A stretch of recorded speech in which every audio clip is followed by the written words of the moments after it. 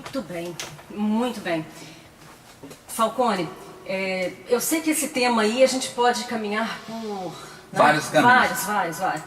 Mas ultimamente você falou, né, da questão aí dos jornais, do sensacionalismo, mas eu tenho certeza que em casa as pessoas gostariam de ouvir sobre um comentário sobre este assunto, em relação à violência que tem sido destacada em São Paulo. A questão que nós vamos levantar aqui não é a do tráfico, não é. Mas a questão da bala perdida. Sim. Ontem mesmo noticiaram Sim. que um bebê, um humano, parece ser o menos, né, no colo da mãe, na parte de trás, nada a ver, né, assim, com a situação, está passando. E as pessoas têm aquela rápido, né? Fala assim, meu Deus, né? Onde está Deus? Por que Deus fez isso? Ou então, Deus quis assim, vamos nos conformar. Qual é a visão da bala perdida? Aí nós vamos ter que entrar num tema que para uns ainda é polêmica, mas basta usar a lei do bom senso. Independente da sua religião, se você acreditar na lei da gravidade ou não, não faz diferença. Joga uma bola para cima e deixa a cabeça embaixo. Joga um tijolo para cima e deixa a cabeça embaixo.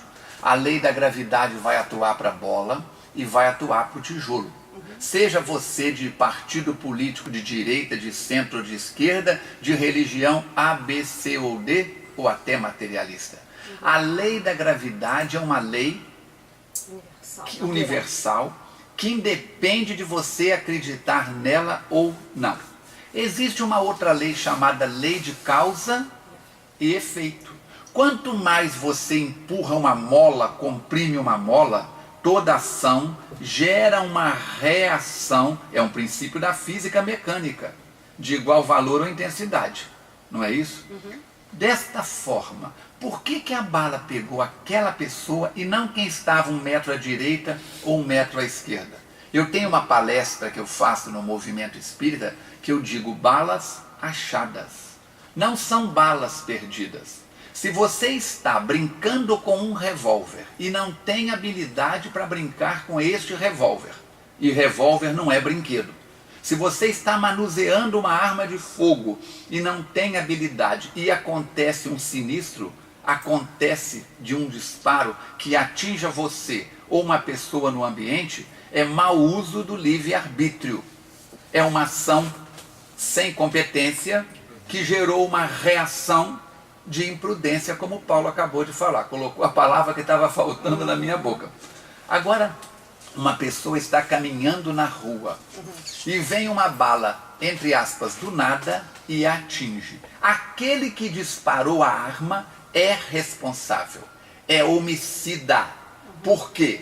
Por brincadeira, por imprudência ou por maldade, deu um tiro numa direção em que possa ter seres humanos passando. Agora, e quem recebeu a bala? Quando algo acontece independente da nossa vontade, é a lei de ação e reação universal acontecendo.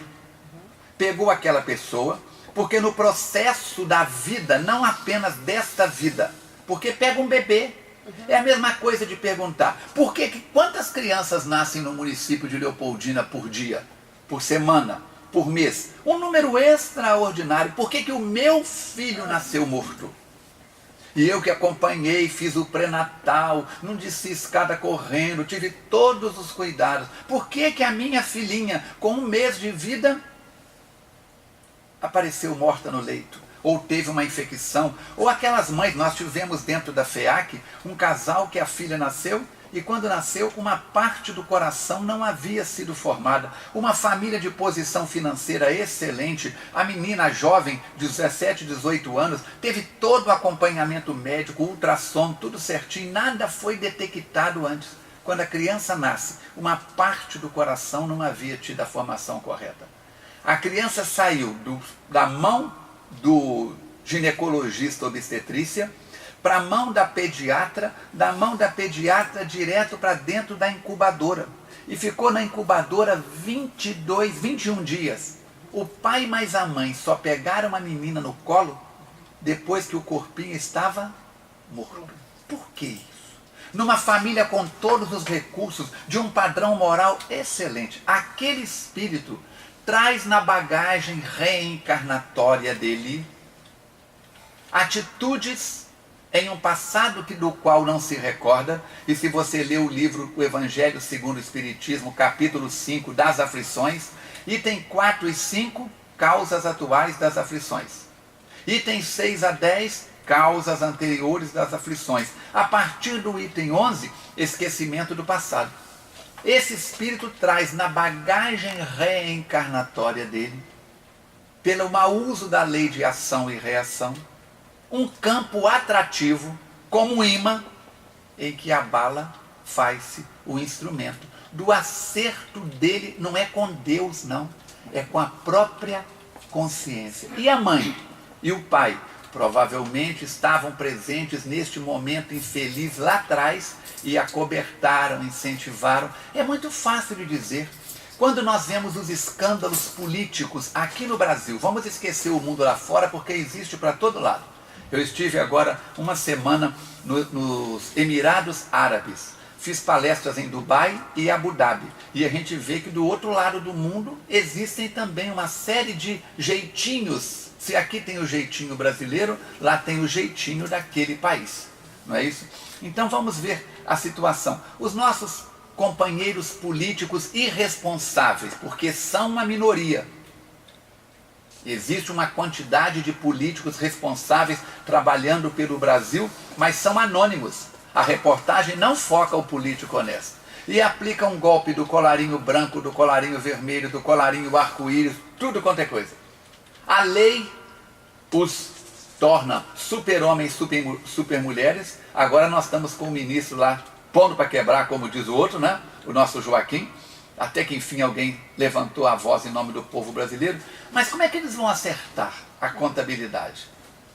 Uma ponte Rio-Niterói foi feita com o ministro dos transportes, cujo apelido era Quinzinho. Toda empreitada aceita, 15% do valor da empreitada ia para o bolso dele. O nome desse ministro eu não vou falar em respeito, já morreu, já desencarnou, já morreu o corpo, mas era conhecido à época como Quinzinho. 15% ia para o bolso dele. Está aí a família brigando, irmãos, netos tornaram-se inimigos. Por quê? Porque não conseguem, não estão preparados psicologicamente para administrar a fortuna que o avô deixou, que o pai deixou, fortuna de sangue. Fortuna de sangue. Como é que uma criatura dessa vai acertar a contabilidade com a própria consciência? Vindo várias reencarnações e sofrendo a ação da lei de ação e reação. Então é uma bala perdida, é uma morte com o corpo todo arrebentado, sem causa justa. Você está em cima do ponto do ônibus. Vem um carro em alta velocidade dirigido por um alcoólatra ou por alguém que não domina o veículo. Te atropela em cima do ponto de ônibus e te mata. O motorista é homicida. Você está sofrendo a lei da ação e reação da lei universal. Você atravessa a rua sem olhar. E um motorista responsável está na velocidade compatível, tenta frear e não consegue e te atropela. O motorista não é homicida e você é suicida indireto. Então nós temos que ter cuidado. Toda vez que nós generalizamos, toda bala perdida é isso. Nós estamos generalizando e vamos cometer erros. Agora podemos dizer, não é bala perdida, Zélia. Não é bala perdida, Paulo. É bala achada. Aproveitando o que você disse aí, sobre a lei de causa e efeito, Jesus diz assim, é necessário que venha o escândalo. Mas toda vez que tiver uma vírgula e a palavra mais depois, prepara porque o chicote vai comer. Isso. Então, e aí, mas, ai daquele que for motivo de escândalo. Ou seja, de que seja ali, ou se faça instrumento da justiça. Justiça. Então, não é necessário. A Kátia foi atropelada por uma Kombi. A gente se lembra. Eu digo que não. Foi. A Kátia atropelou a Kombi. O motorista vinha 40, 50 quilômetros por hora. Ela atravessou a avenida correndo. Num momento de mini imprudência. Uma mulher que viajou o mundo inteiro, só não pisou na África, porque por falta de oportunidade, mas ela desencarnou em agosto, em março ela ia com a irmã Ave Maria, da ordem de Dom Orione, passar 90 dias num convento das freiras de Dom Orione, em Angola. Estava tudo preparado, passaporte, tudo certinho. Uma mulher que falava vários idiomas, e ela dizia sempre, cuidado com aquele semáforo ali de baixo, na Avenida Paulo Japiaçu. Num momento em que ela atravessa a rua por imprudência, ela atropela. O motorista tenta tirar a Kombi. Se não houvesse ali naquele momento, ela poderia atropelar um poste. Ela poderia escorregar numa casca de banana e bater com a cabeça no chão. Entendi. Mas para que o corpo dela e ela sentisse a plenitude do momento, quebrou o pescoço e teve mais 11 fraturas. O motorista estava em excesso de velocidade? Não. O motorista estava alcoolizado ou drogado? Não. O motorista... Não. A culpa não foi do motorista. Eu e meus filhos fomos na entrevista na delegacia e depois fomos até o juiz e o promotor e inocentamos o rapaz. Entendeu? E a Kátia fez aquilo porque estava desnorteada? Não. São aqueles momentos de imprudência. Todos nós... Calculou mal. Calculou mal, com toda certeza. Achou que dava. Achou que dava e não deu. E não deu. Então nós temos que pensar isso. Cada caso precisa ser analisado individualmente. A nossa cegueira, a nossa miopia é que quer fazer assim, medir tudo do mesmo jeito.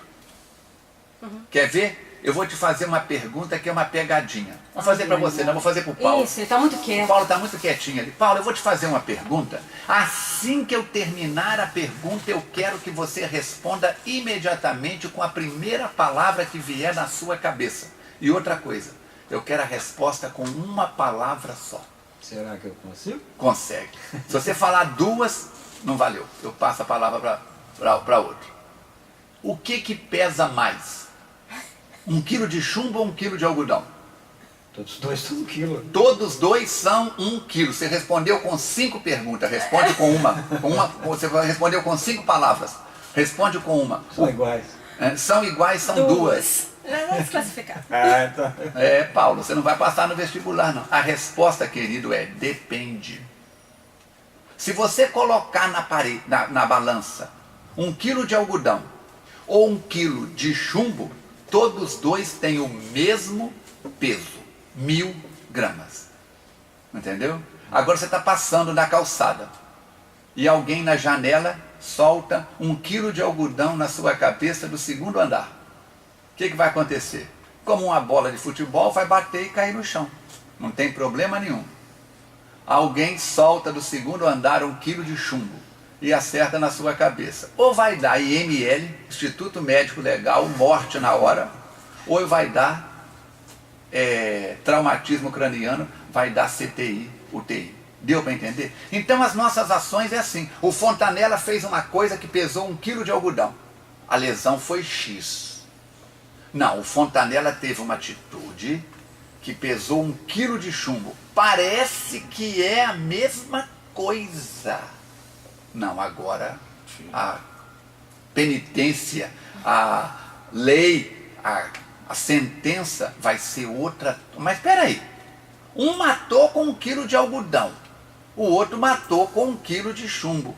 Então cada situação precisa ser analisada numa visão maior.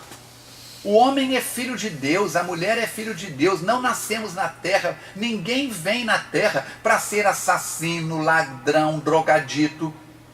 Tem como negar a capacidade de liderança de um Fernandinho Beiramar?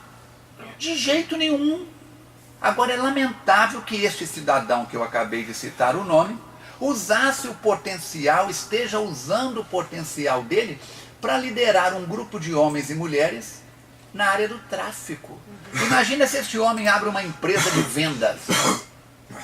venda de roupa, venda de qualquer produto. Quem batia um homem desse? Quem conseguia ser concorrente de um homem desse?